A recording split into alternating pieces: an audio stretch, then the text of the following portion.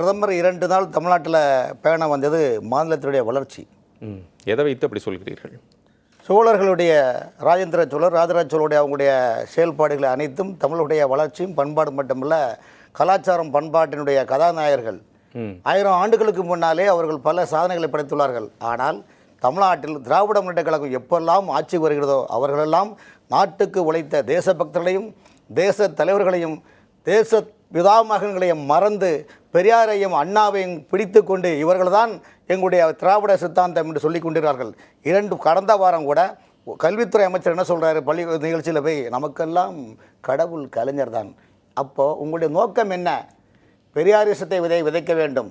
இரண்டாவது, பிரதமர் வருகின்ற போது முதலமைச்சர் வர வேண்டும். ஆனால் முதலமைச்சர் ஏன் வரவில்லை என்பது முழுக்க அவருடைய அரசியல் உள்நோக்கம் கொண்டது. உடம்பு சரியில்லைன்னு இல்லை இல்லை அதெல்லாம் சொல்லலாம் சார். ஹாஸ்பிட்டல் இருக்கக்கூடிய அதெல்லாம் சொல்லிக்கலாம் சார். ஆஸ்பத்திரி அந்த டிஸ்பிளேவில் சொன்ன வார்த்தை என்ன எப்படி என்ன சரி ரைட்டு. இப்போ பிரதமர் வருகின்ற போது முதலமைச்சரும் செல்ல வேண்டும்.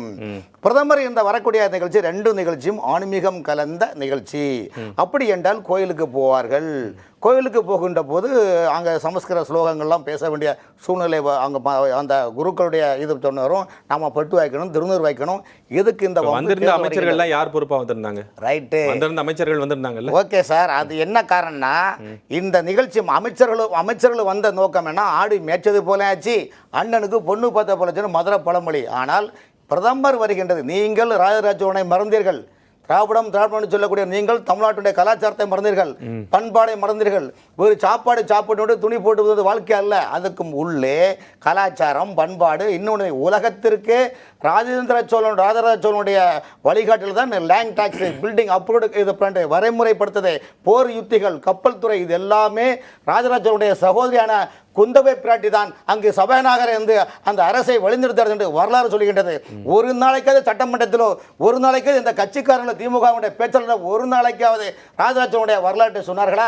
ராஜராஜனுடைய சமாதி எந்த நிலைமையில் உள்ளது நீங்கள் பாருங்கள். பிரதமர் வருகின்ற போது ராஜராஜனுடைய நிலைப்பாடு என்ன? தஞ்சை கலனிகளின் நாயகனே நீ வாழ்க, நடனமிடும் காவிரி காவலனே நீ வாழ்க, தஞ்சமென வரவேற்கும் தஞ்சம் வழங்குகின்ற தஞ்சை புடைய நாயகியே வருக என்று அன்று குந்தவை பிராட்டி தன் சகோதரனை பார்த்து பாடியது போல் இன்று தமிழ்நாட்டு மக்கள் செல்லுமிடமெல்லாம் 2 நாள் நிகழ்ச்சி மிகப்பெரிய ஆன்மீக சித்தாந்தம் களத்தில். அது ஒரு சனாதன நிகழ்ச்சி.